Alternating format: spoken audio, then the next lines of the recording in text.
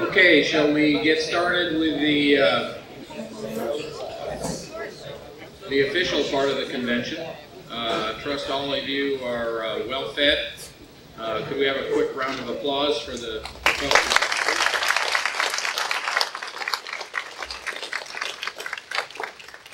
My name is Steve Wyman, and I am the Director of Marketing for Aeronca.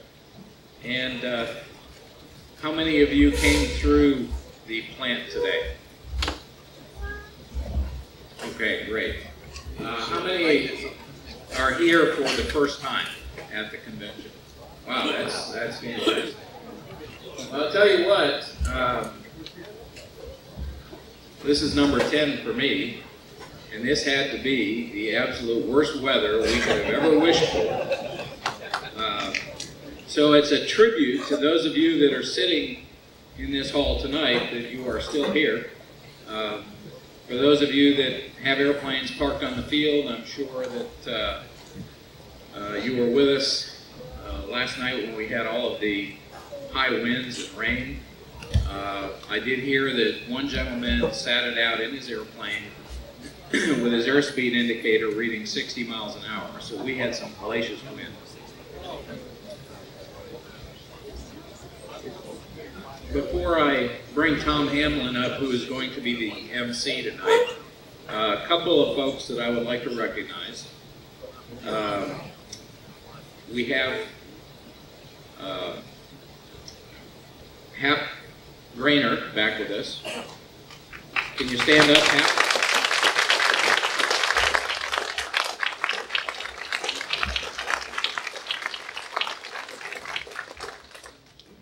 As most of you know, and some of you may not know, Hap was a designer at Aeronca from 1943 to 1947. Designed both the exteriors and interiors of the Chief and the Champ. So we owe a lot to Hap on color schemes and whatnot. There's a couple other folks that we should recognize here, and I'm just going to call your names off. Some of you may have met these folks today either on the plant tour or out on the field.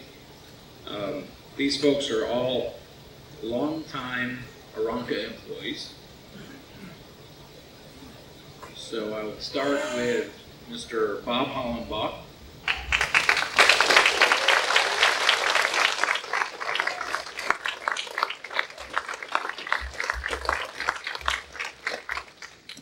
Uh, 40 years of service, I believe. Is that right, Bob?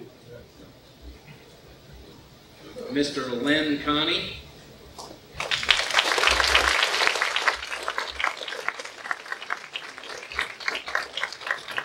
Len was in purchasing 34 years of service. Not all that time there. I started out in the stock room, 1940. Mr. Ray Lovely, to Len's right, 37 years of service.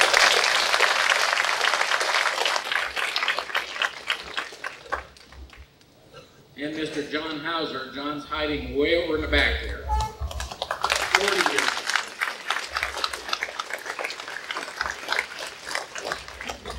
And John's kind of like the Energizer battery. He just keeps going and going and going. And I see him at least once a week in the plant, running copies of drawings and so forth. So thank you, John. One other individual we should recognize tonight, Harold Armstrong. Harold, where are you?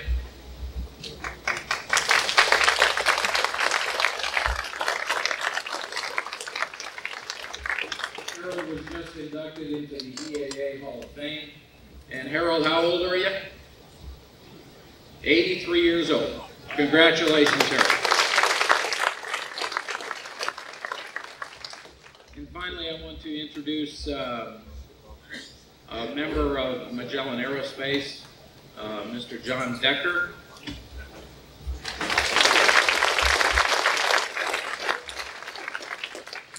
John is here representing our parent corporation. As I'm sure a lot of you know, we used to be called Fleet Aerospace.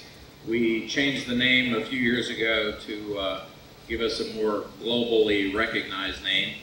And it's still really the same corporation that was formed in 1986 when Aeronca and Fleet Industries were merged. So thanks for coming down, John.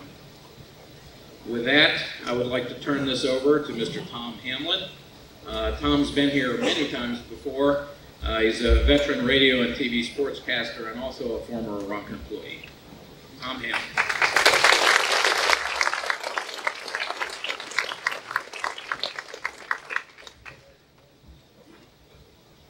I work cheap. It doesn't cost anything to get me here. And our family farm is about 2 miles off of the runway over in Warren County. And we used to see these C-3s, well, from day one. We were always with the Aeronca Corporation, watch the flyers with their dead stick landings in our wheat field. And one of our, they'd come down with about 10 feet off the ground and cut the engine back on again. We had some crusty old farmers in our neighborhood. And this was about a 40-acre field. It wasn't our field, it was a neighbor right next fence line. And he'd come down, storming down to our farm one day with carrying a shotgun, and Dad said, "What are you going to do?" I said, "I'm going to shoot the SOB out of the air." Dad said, "You can't do that, they'll get you for murder." He said, "Well, by God, I'm going to jump behind a tree and then come out, I'm going to call him an SOB when he gets close to that engine off." My cousin here, Robert Hollenbaugh, Bob Hollenbaugh, that's the reason I'm here, I think. But Bob assembled and certified the last Aeronca sedan to ever leave this plant in 1951. Robert, stand up again.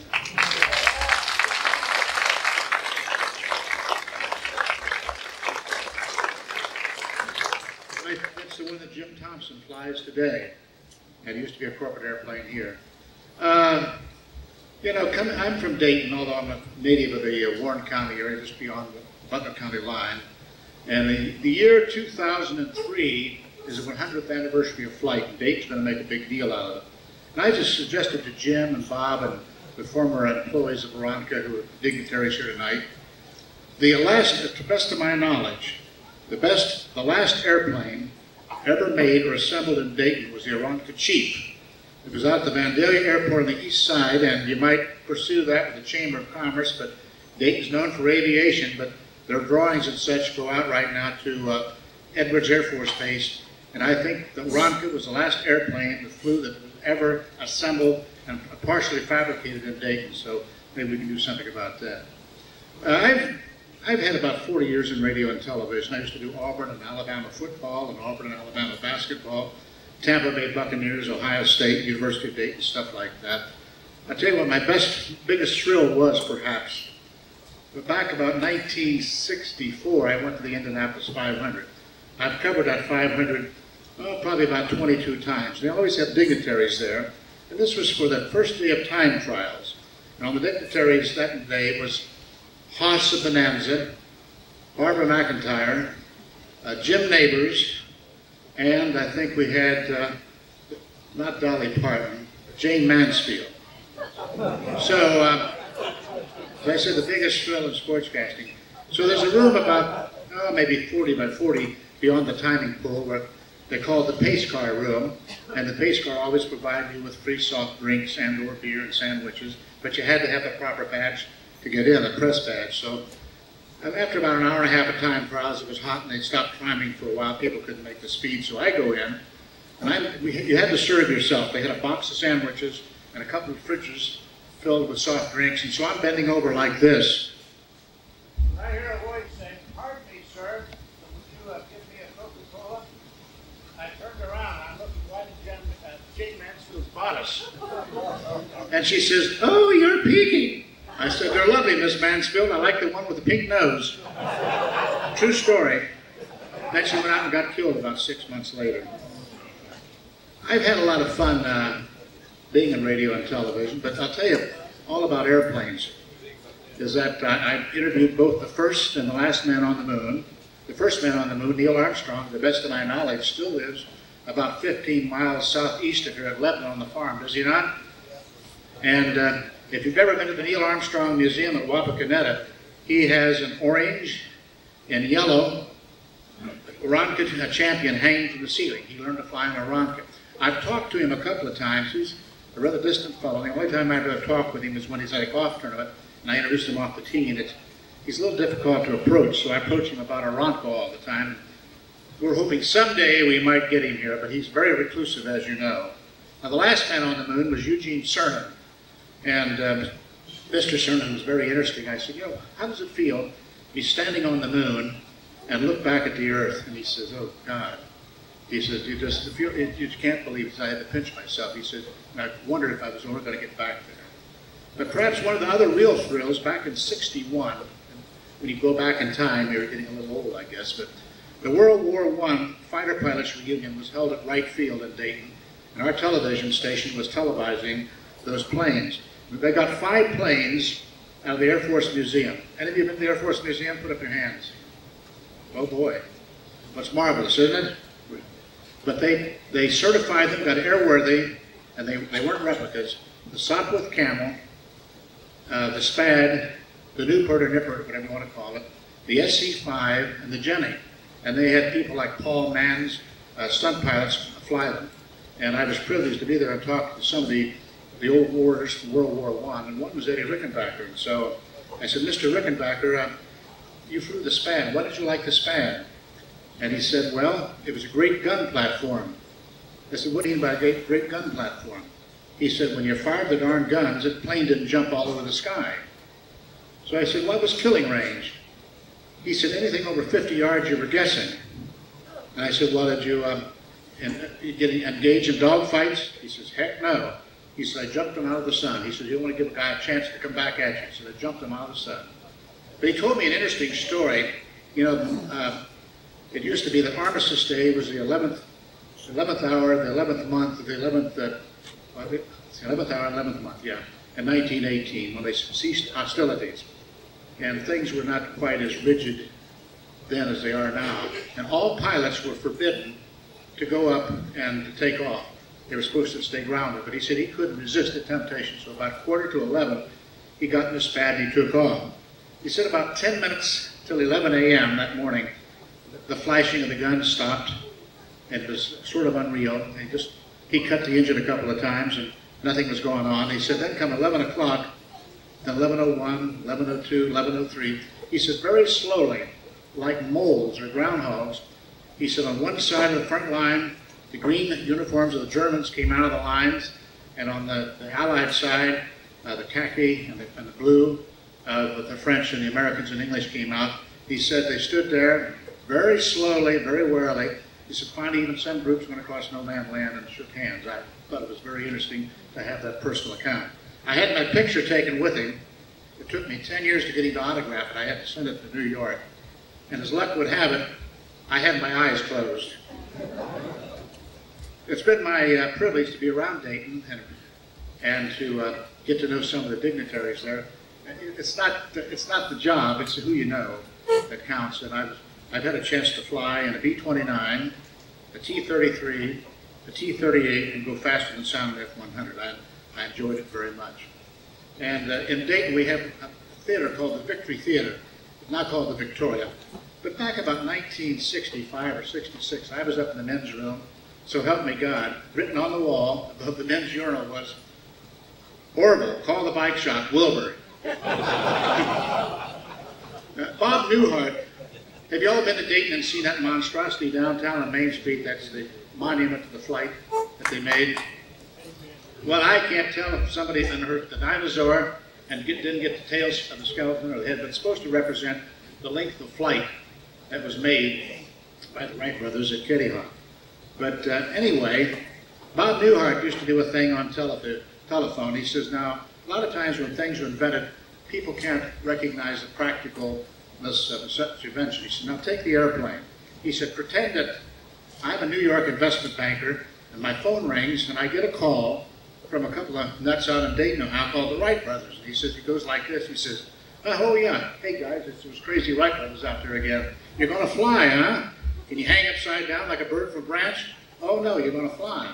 Oh, you've flown, I see. And he says, you flew 120 feet. He says, what's the future of this? You want us to invest it?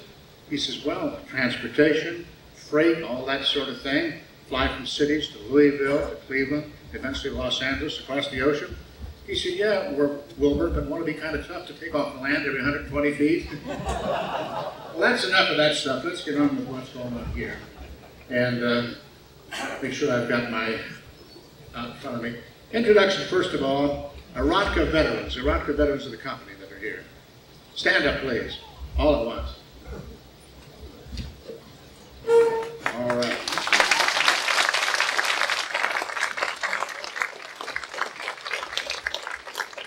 The current Aeronca employees.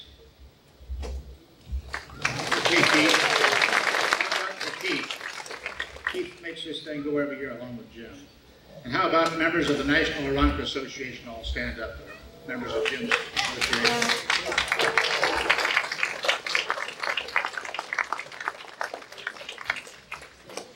I think it's time to get on with our speaker now. I'm going to read you some of it, but our speaker is J. Knight Goodman, and he's got a tremendous record in industry and public service to his community in this area and industry. He has been with the Middletown Journal-Herald. He's also been a buyer with a company that supplied all the scrap for Armco, which is now AK Steel. He's been 2 terms with Aeronca, 2 different terms. One is employment manager and director of activities. Also, he was corporate public relations director from 1959 to 1966. He's had his own public relations firm. He's been in the media as state editor and Sunday editor and director of public services for the Middletown Journal from 1947 to 1959. He's also been an Ohio JC and a Middletown JC. He's been president of the Middletown JCs, and he was vice president of the Ohio JCs. And he says that at the time when he was vice president of the Ohio JCs, Aeronca used to fly in the speeches, and he was known as the flying VP of JCs of Ohio. So I think without further ado, by having a man that's contributed greatly to the community, helped to make this all-American city, helped to bring the chapter and the campus of Miami University to Middletown's branch campus, and also he's been nominated and selected as one of the top 91 people who made contributions to the city of Middletown in the past 200 years, 1 of 91. Please give a good hand to a former Aeronca employer, also a man who's been in industry, who's spoken to the National Association of Manufacturers in New York City at the Waldorf, J. Knight Goodman. Mr. Goodman, come on up.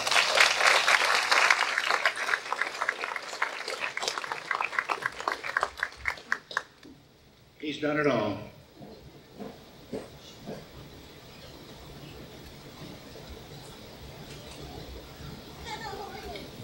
Thank you, Tom. Thank you, ladies and gentlemen, for inviting me to share this evening with you. I want you to know that my wife and I, the 2 of us,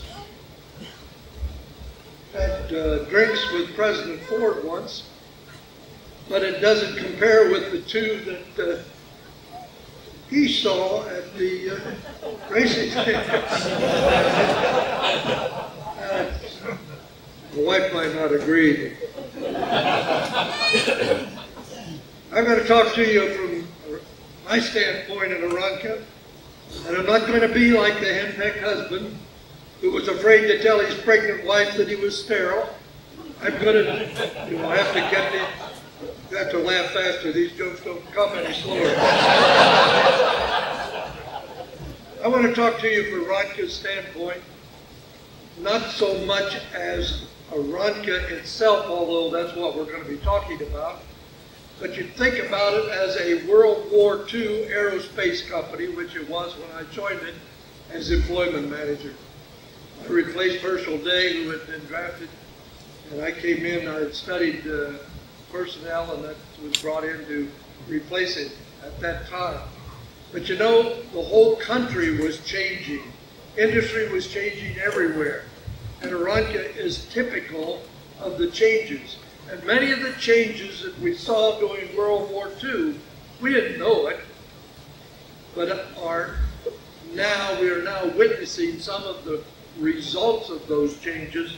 And I think that's the way to approach any talk about Aeronca that I could give you. I can't talk to you about the airplanes. I am not a pilot, but I do know about the work we did during World War II. World War II caused us to be challenged. When I say us, I mean the country. We were challenged, we had to make adjustments, and there were things that we didn't know about. We weren't worried in those days about being politically correct. We weren't worried about whether we said the wrong word or whether we called somebody the wrong name. Those weren't our worries. Our worries were winning a war. But now, from that, you have witnessed many of those changes. There were many stress situations when I was at Aeronca. I recall a man who had worked in the plant for several years, and something had happened, and all of a sudden he cracked. And he came into personnel and walked into my boss's office, Jack Lindsay, and pulled a gun and put it in Jack's face.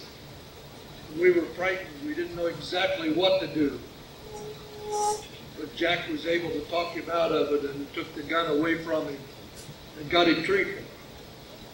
I remember when I hired a man from a local family. He had his doctor's degree, a PhD from an Eastern university. Handsome guy, smart, good family. We hired him as an inspector.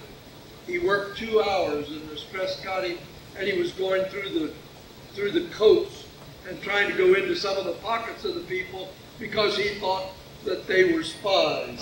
And of course we had to remove them. And we had rules and regulations, of course, during the war. You had to wear a badge, and it had to have your picture. You couldn't get into the plant without it. And one night, the president of the company came back about 10:30, 11 o'clock. He was just in regular play clothes, but for some reason he wanted to get in and get some papers. He didn't have his badge with him because he wore it on his jacket. They wouldn't let him in the plant. We heard about that the next day. But there were some sad times too. It was wartime. And I recall when Major Adderton from the Salvation Army came into my office, and he had that dreaded telegram. A telegram that said, we regret to inform you. And it was addressed to one of the girls in our plant. She and her husband were both Aeronca employees, and he had gone to service. And they'd only been married a couple of months. I went out and brought her in, didn't tell her why. And I left them alone, and then I counseled with her afterwards. And that was the only time I faced that. But that was one of the sad times of Aeronca. But there were a lot of good times, too. A lot of humor. You know, there was a lot of stress, a lot of pressure. You felt you just had to do something to have fun. And one of the things that we did was practical jokes. There were a lot of practical jokes in those days. And they would do things to break the monotony, if you will. And they did that by doing some of the practical jokes. And for example, my secretary at that time, husband was in the service. She had no children. Very nice little girl. She had a sister in the plant and other girls. And some of the men who, from the National Association of Foremen, were going to have a steak party that Friday night. So they told the sister and the other girls who were close to the girl that worked for me, look, we're going to invite her, but let her think you're coming to the party too. So they set her up. She was the only girl going to be at the party. It's a stag party. And they weren't going to hurt her or anything. They were just going to tease her when she walked in and make a big deal out of it and laugh at her and I'm with her for the next week. I knew about it. I wasn't a party to it. But that night, as she left, she says, well, I'll see you tonight at the party. And I let her walk out, but I didn't let her go too far. I lost my nerve. And I had to call her back and say, look, you're going to be the only girl at the party. And it broke her heart. But it was just part of trying to break the monotony of the war. But the big thing that changed in the war was that women came into the factory. Women came into the factory. There were women there because their husbands were overseas. There were women there because they wanted more money. There were women there to break the monotony and do whatever necessary. Aeronca had gone from, before I got there, but had gone from, I don't know, very few employees up to over 2,000. And I'd say 75, 85, 80% of them were women. And they came into the plant, and many of them had never worked at all. You know, back in those days, the woman stayed home and took care of the house, and the men worked. The men had gone to service. So the women came in, and they didn't know much about the plant, and they didn't know exactly what to do, and the men didn't know what to do either with all these women around. So it created some interesting problems. One of the most interesting, I thought, was, I will call her Mary. Most of the names I use here are false. The stories are true, the names have been changed to protect the innocent. Mary came into my office one day. She was a very cute 18-year-old. She had just graduated from high school across the Ohio Ocean, and she had come over, and she had taken her clothes to a relative cousin's house, and she came out. She knew she wanted Sorges, Aeronca, or Army Corps. She didn't care which. And she came to a bus, and the bus was coming to Aeronca. So she came in and applied for a job. When she was 18 years old, cute as a button, red cheeks, scared to death. She had never been to Middletown, Ohio. I doubt if she'd ever been to Ohio before. She didn't know what she wanted to do, but she just wanted the job because they told her to come here. Well, I liked her. She was intelligent, even scared, but she was still intelligent, so we hired her. She wanted night shift, because on the night shift she could come to work at 3 o'clock, quit at 11. That gave her from 11 o'clock Friday until 3 o'clock Monday, so she could go back across the Ohio Ocean. And so she wanted that. Come Monday, she came to work, and as did quite a few other people. And we would take personnel, we'd take them in, and we'd make their badges, and take the pictures, put the pictures in the badges, and give them a little indoctrination. We always were going to do better, but we never quite made it. But in the indoctrination, we told Mary that you will be paid on Friday. So she went to work, and I stopped out and checked with her. I tried to check all the new employees at some time or other within a couple of weeks, and she was doing fine. And I forgot about her, and about 3 months later, one of the girls in personnel came in and gave me 3 checks. Said, we've got 3 checks for Mary here. She's never come in and got them. Normally, if you missed payday, your check by the foreman would come back to the personnel, and it would go into the personnel department, into the girls, and then on Monday or whenever you returned, you'd come in and you'd get your check. She didn't come in. I said, well, I'll take them out to her. So I went out. She was in assembly, and I went out. Mary, I've got good news for you. I've got 3 checks for you. And her face dropped. She said, well, Mr. Goodman, you don't owe me any money. I said, I do, Mary. I've got them here. You weren't here on Friday, and your checks are here. She says, I don't want to take the checks. You don't owe them to me. She said, you told me when I came to work here that I got paid on Friday. And I wasn't here on Friday, so I don't get paid. I finally convinced her to take the checks. That was the extreme. But we had other situations where people, particularly some of the women, did not know, had never worked before, and were not aware of what they were getting into. We had some sexual harassment during the war. We didn't call it sexual harassment. I don't even think we knew what it was. Sexual harassment was. There were now and then that some of the girls had to face a little pat here and there, or a pinch here and there.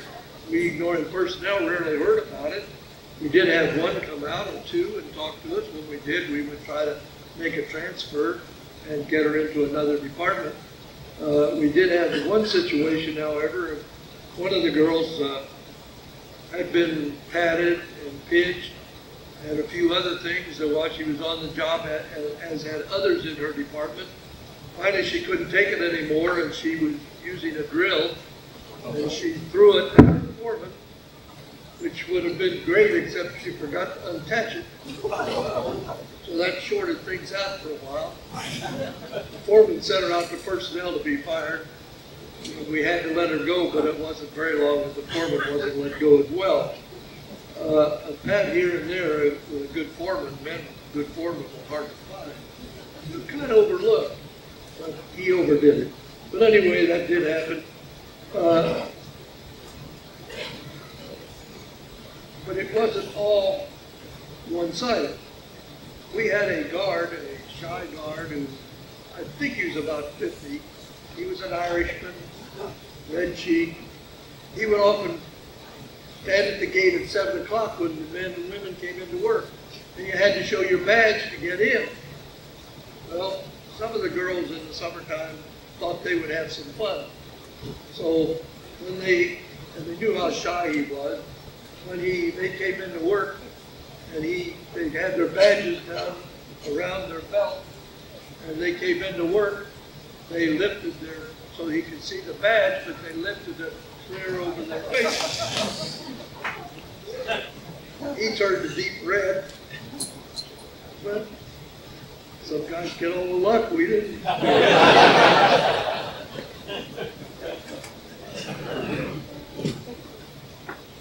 We had jobs in personnel that we really weren't trained to handle. I had studied personnel at Miami University off campus and thought we knew all the rules and regulations, but the war changed that. We hadn't been trained how to handle all the women that were going to be in the plant and the relationship between working men and working women together.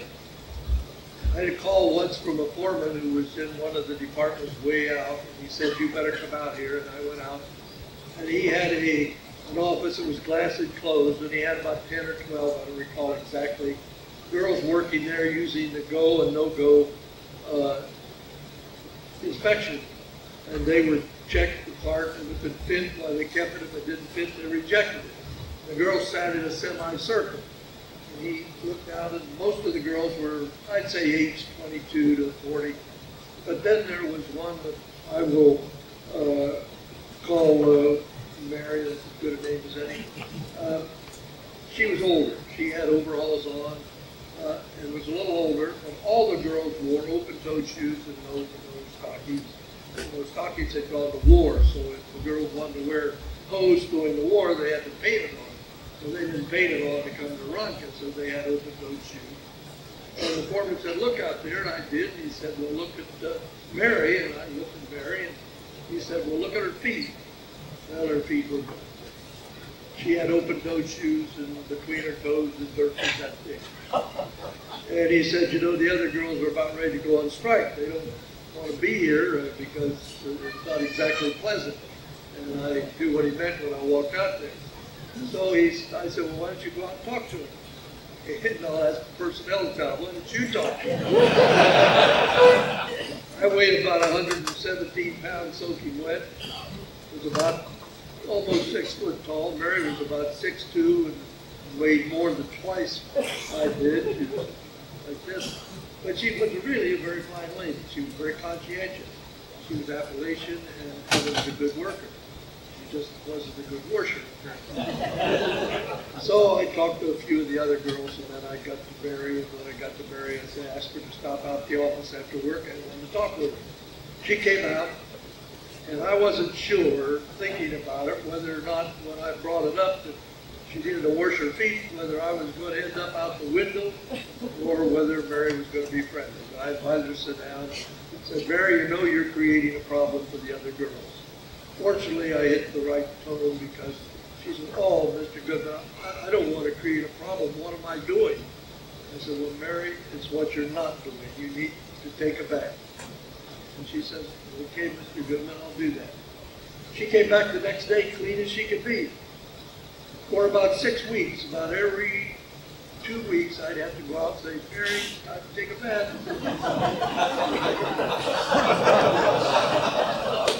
But she was a good worker, and that, I guess, is what counts.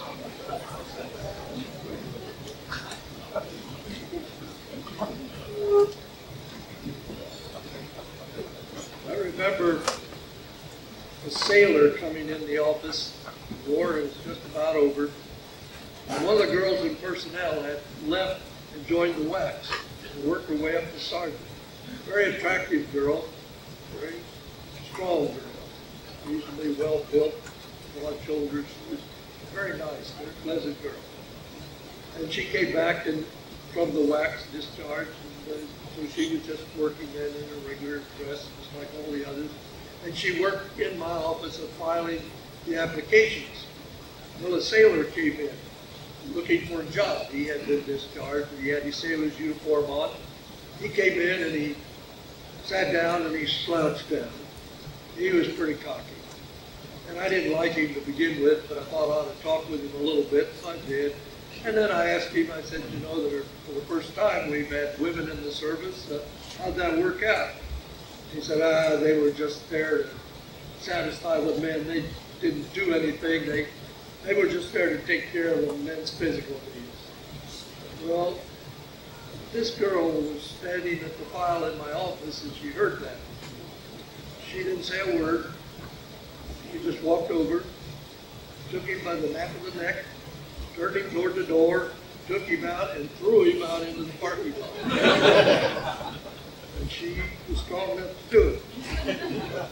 I didn't say anything to her. I didn't say anything to her. I mean, why should you criticize someone when they throw garbage out?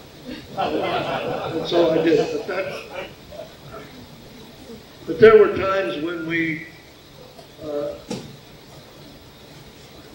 had situations where that were funny and times when you had sad. I remember a woman calling me. I, meanwhile, had left for the man who was employment Herschel Day. I had replaced him. He came back, so I was moved to activities director. But I got the call. The girl probably thought I was still employment. And she didn't identify herself. She said, Mr. Goodman, my husband has come back to the service. He's in the plant right now working, and he's running around with that whore you got out there, and I want to stop. So I grabbed my pad and pencil and said, what's his name? She said, well, I'm not going to tell you that. It'll get him in trouble.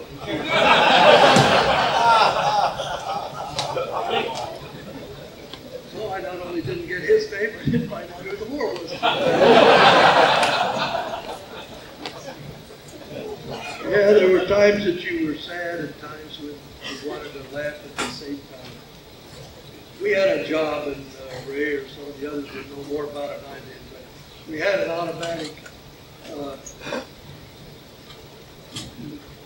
things automatically kept moving across the plant. And we had one place where small parts would come and you'd take it off, dunk it, and put it back all the time. Well, you know, it doesn't take much brains to lift something, dunk it, put it back, lift, up, so it keeps moving. You had to stay with it. So we couldn't keep anybody on that job. The foreman, so he'd keep moving them around, but he was taking skilled people to do this job of lifting it off the moving wire, dunking it, and putting it back. Lift it off, dunk it, put it back. So he came out and said, you know, I need you to find me the dumbest person you can find. And see if I can keep them on that job. Well, I didn't, you know, there were dumb people, but I didn't think he was a personnel man, so and so I looked around. Well, it took about 3 weeks. And a man came in, he was well dressed.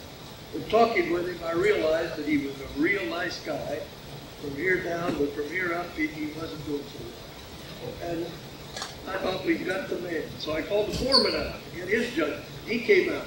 He talked with him. He said, yep, we got the man. So we hired him.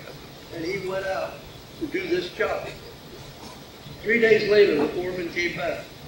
He said, Knight, I'm sorry, but we're going to have to fire Jack, and I'm going to send him to you. Of course, they would send him out. We had to fire him. I'm going to send him out to you. You're going to have to fire him. And I said, what's the matter? Does he like the job? He said, like it hell. He said, he can't learn it.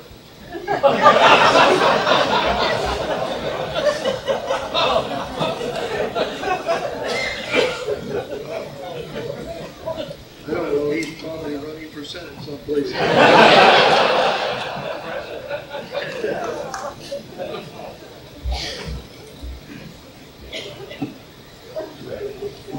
I remember when I was at Aeronca that I was very active in the Junior Chamber of Commerce and the JCs. And while I was there, I was elected president, the youngest Middletown organization they ever had had.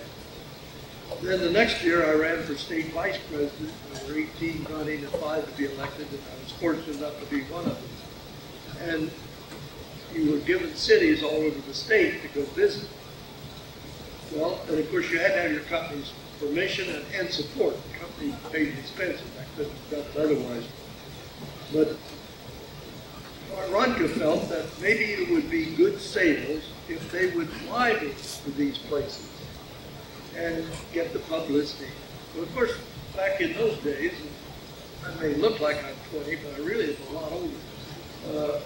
They didn't have airports every place, but airplanes were sort of like the internet is today. Everybody's excited about it. And so they would fly me, and the first flight, I made a lot of them, but there were 2 that I remember particularly.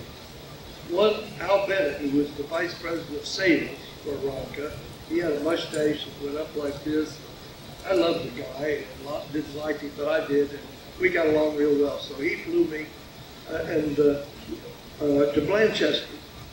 And when we got near, there was no airfield at that time, so it didn't bother Al. He said, oh, I'll land in this farm field over here. Well, that's kind of exciting. We went in a Chief.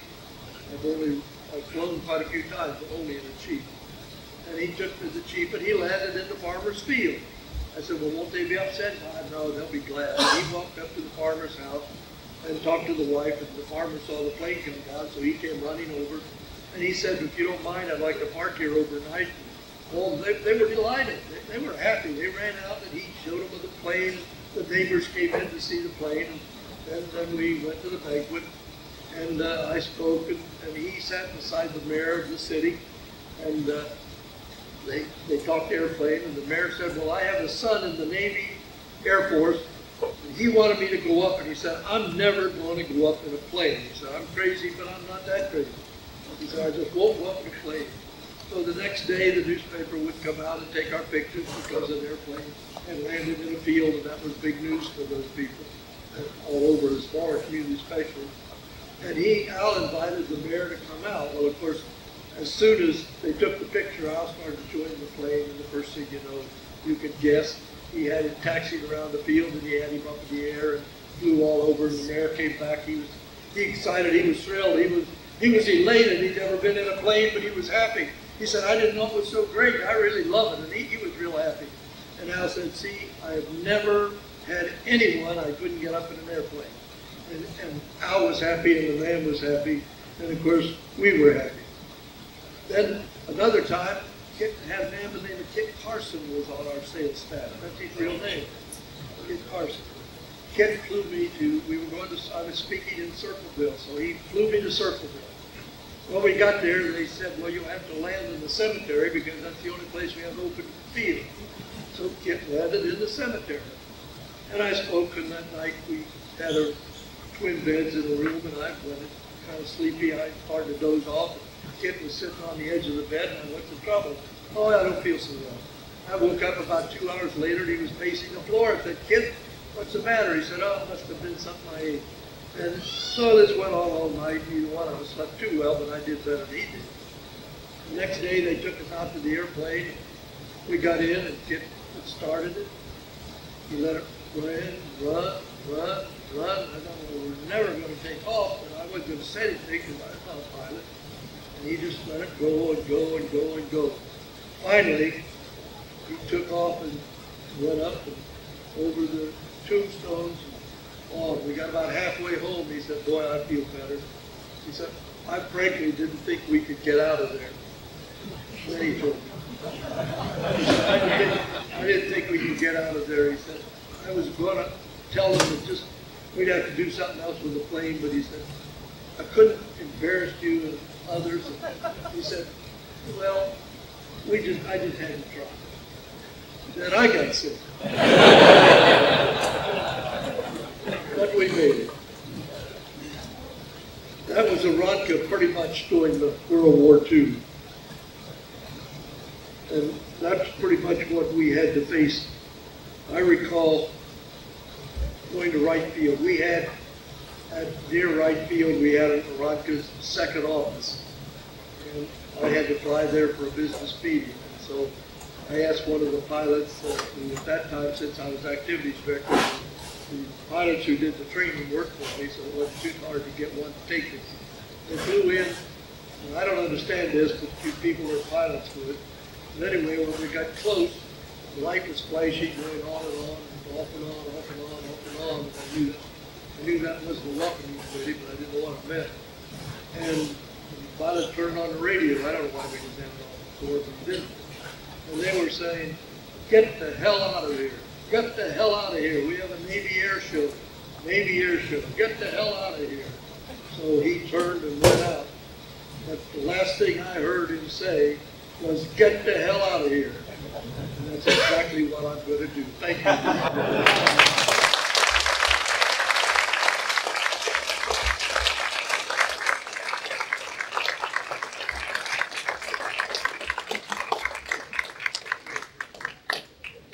Tonight you took my program.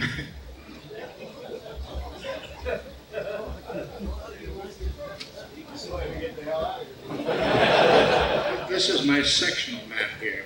Now we're going to get to the everything at hand. I'd say I was an expediter for a year when I got out of college after I got out of the Marine Corps at Aeronca. Expediter means there's so many parts that go into a piece of equipment that you're making for the military or whatever, and all you have to do is be able to count it. And you might have 100 of one thing and 2 of another, and you better have 100 of everything so you can make what you have to make. And I always remember going to the engineering department of Aeronca for a couple of reasons. One, above the door, there was a sign that says, the bumblebee cannot fly. It's a fact of physics. The size of his body, the size of his wings makes it impossible for the bumblebee to fly. But the bumblebee, ignorant of these profound facts, manages to fly anyway and also makes some honey. And the Aeronca Corporation, Mr. Beckner, has always been a survivor. They've gone through hard times, but these people have been so dedicated to make this airplane fly, go, and become known nationwide, if not worldwide. I think Aeronca made about 2,000 airplanes, or 20,000 airplanes across, both in Cincinnati and what? 17,408. 17,408. Is that to something I'm into? Okay, I think we're ready to go on with what we came here for, the awards. And will all of the lady licensed pilots stand up? All ladies who hold the license, stand up. All right. Most recently licensed female pilot flying on Aeronca to Middletown. Did you fly to Middletown? Well, come on up. By the way, when your name is called, come on up. You receive your award here, and Jim's made arrangements to have your pictures taken. But this is the most recently, in this case, the licensed lady pilot flying. Did you fly to Aeronca? Yes, sir. Jim. This is sponsored by the National Association.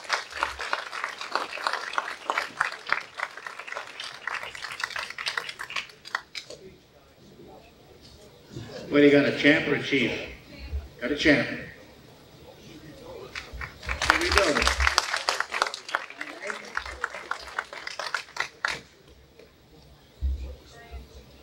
Diane Weeman. Where are you from, Diane?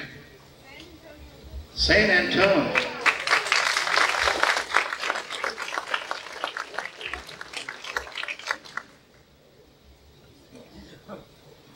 Are there any teenage pilots who are recently licensed? Any young people recently licensed? Anybody 20 and under recently licensed? Anyone 25 and under recently licensed? They say there's old and bold pilots, but there's not. But anyway, I guess we don't have too many young pilots here. Anybody under 30 recently licensed? Okay. All right. Did you find Aeronca here? Go on up.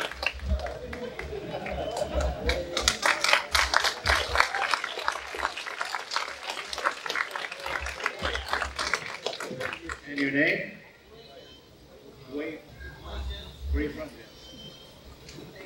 Dwayne Jones? Jones. Come on, you're not a Jones, are you? Dwayne Jones and Dayton.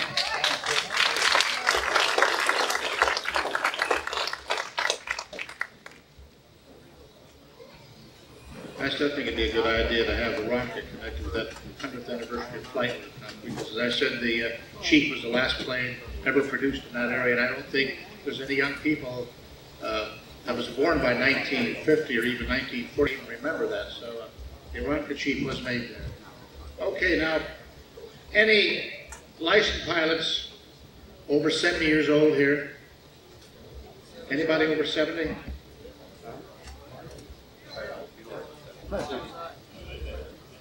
Oh, yeah. All right, flying Aeronca? Who flew the Aeronca here? I think Bob Hollenball might be. Who is? The airplane. Okay. Okay, who's next? Who flew an Aeronca to Middletown? Anybody 70 and to 65 or 70? 65? All right, we got an auction here. 68? 69. 69? We got a winner. This is sponsored by the National Aeronca Association, oldest licensed pilot flying an Aeronca. Your name? Jerry Serby from Flint, Michigan. Well, you came through that front yesterday, didn't you? Have it someplace here. He said we should have an oldest lady pilot here. So I don't have it in front of me, but anybody admit being over 30 years old? Okay, the 10th National Aeronca Convention, every 2 years here, longest licensed female pilot flying an Aeronca to Middletown. Any lady that flew an Aeronca over 50? No. Nobody admitted. Over 60?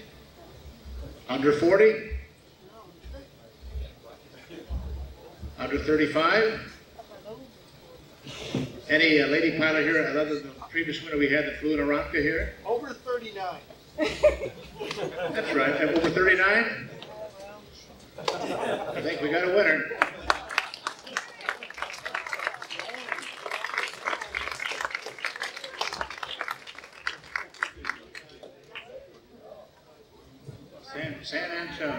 San Antone, huh? License in 1974. How about that? The next award is the greatest distance flown to the convention in an Aeronca, sponsored by the National Aeronca Association, in memory of Johnny Jones. That's quite a story about Johnny Jones.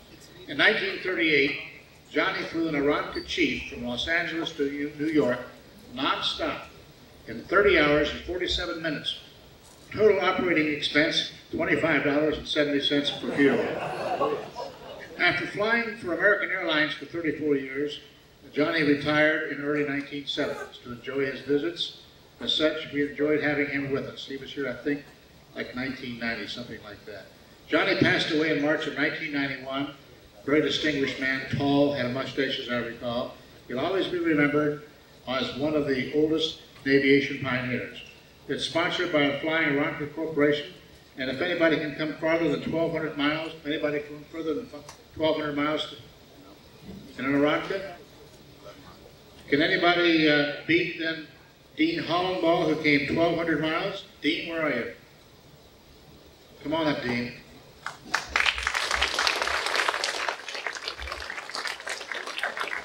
Where'd you fly in from?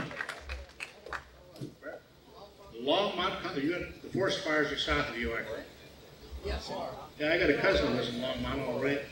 Janice James. Yes. She's a school teacher up there. All right. Take over, Keith. Okay, we're going to split this program up a little bit and go to the raffle. And Dave Clark, where are you?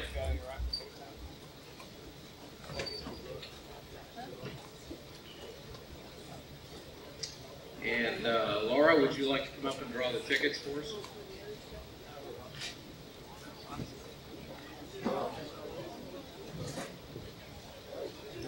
I was going to, I thought everybody would really like it if I gave all these prizes away myself, but they said, no, you'd want the lovely and talented Laura. to help you up here, just to keep me honest as well.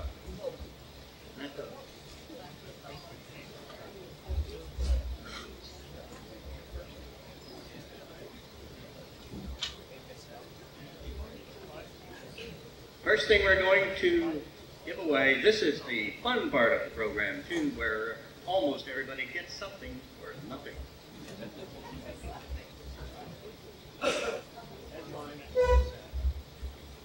These are the tickets on the with the numbers on the back of the dinner tickets. Oh, good. The first number is my IQ. It's 53. This is a mystery heater, which we could have used yesterday, donated by Bill Farby of Grenada, Mississippi. 53.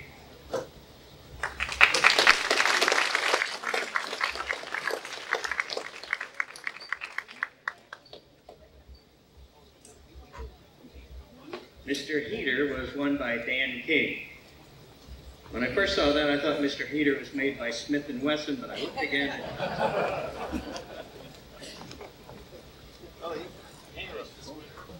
The next number is 66. 66. Who has the lovely lady in front? 66.